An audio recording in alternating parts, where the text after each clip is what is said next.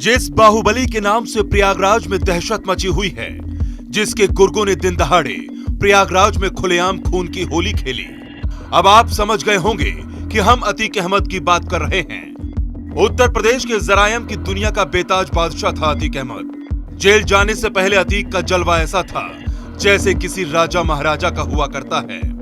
अतीक को राजा महाराजा वाली ठाठ विरासत में नहीं मिली थी।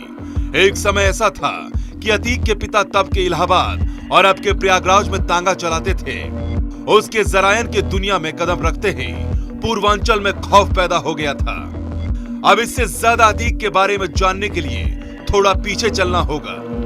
10 अगस्त 1962, जगह चकिया, प्रयागराज। एक तांगे वाले के घर में जन्म हुआ। माता पिता ने बच्चे का नाम रखा अतीक अहमद। अतीक अहमद के पिता फिरोज इलाहाबाद स्टेशन पर तांगा चलाते थे।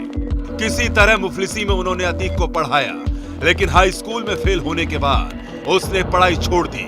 उसे अमीर बनना था, इसलिए अपराध की दुनिया में उसने कदम रखा। साल 1980 के दौरान प्रयागराज में खान बाबा का जलवा था।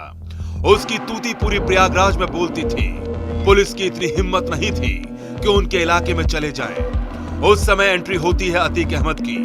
खान बाबा को लगा था कि तांगे वाले के लड़के को पल भर में मसल कर रख देंगे, लेकिन अतीक ने ऐसी धोबी पछाड़ मारी कि बाबा समेत उसके दूसरे गुर्गों का सफाया कर दिया।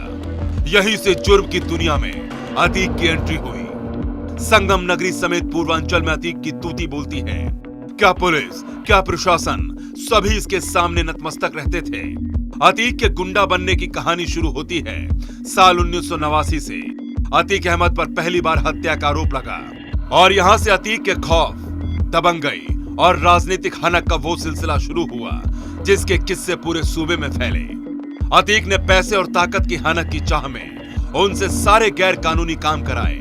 अगले 3 दशक तक उसने प्रयागराज, फूलपुर और चित्रकूट में बड़ा गिरोह चलाया। अब साल आता है 1989। 1989 में अतीक ने पहली बार राजनीति में अपना कदम रखा। इलाहाबाद पश्चिमी सीट से उसने चुनाव लड़ा और निर्दलीय चुनाव जीतकर वो उत्तर प्रदेश विधानसभा पहुंचा। अतीक लगातार 3 बार निर्दलीय चुनाव जीता। इतना खौफ था कि कोई उसके खिलाफ खड़ा नहीं होता था। अतीक को 1996 में सपा ने टिकट दिया और जीत दर्ज की। फिर साल 2002 में उसने अपना दल से चुनाव जीता। साल 2004 में अतीक अहमद सपा के टिकट से सांसद का चुनाव लड़ा। फूलपुर से अतीक अहमद सांसद बन गया। सांसद बनने के बाद अतीक ने प्रयागराज के पश्चिमी विधानसभा सीट छोड़ दी। साल 2004 में इस सीट पर उपचुनाव हुआ। अतीक ने सपा के टिकट पर अपने छोटे भाई अशरफ को लड़वाया। यही से कहानी में ट्विस्ट आता है और एक पात्र की एंट्री होती है, वो है राजूपाल। राजूपाल अतीक अहमद के भाई को टक्कर देने के लिए बसपा से चुनाव लड़ता है। अतीक की गैंग ने कभी राजूपाल को गंभीरता से नहीं लिया। चुनावी नतीजा आते ही अतीक के पैरों तले जमीन खिसक गई। राजूपाल की 5000 से ज्यादा वोटों से जीत हुई। फिर आया दिन 25 जनवरी 2005 का। स्वतंत्रता दिवस से एक दिन पहले राजूपाल कहीं जा रहा था, तभी उसके गाड़ी पर ताबड़तोड़ फायरिंग शुरू होती है। कोई कुछ समझ पाता उससे पहले राजू के शरीर में 19 गोलियां दाग दी जाती हैं। अस्पताल पहुंचते ही उसकी मौत हो जाती है।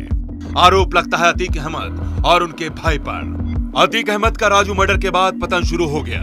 साल 2012 में अपना दल से चुनाव लड़ा, लेकिन वो हार गया। राजूपाल की पत्नी पूजा पाल ने भारी मतों से अतीक को हरा दिया।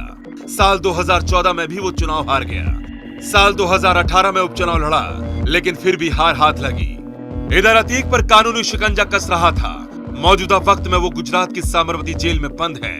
अतीक के 2 बेटे पुलिस रिमांड पर हैं और 2 बेटे जेल में बंद हैं। अतीक अहमद का नाम एक बार फिर से हत्या के मामले में जुड़ा है और अब उसका नाम उमेश पाल की हत्या में सामने आया है।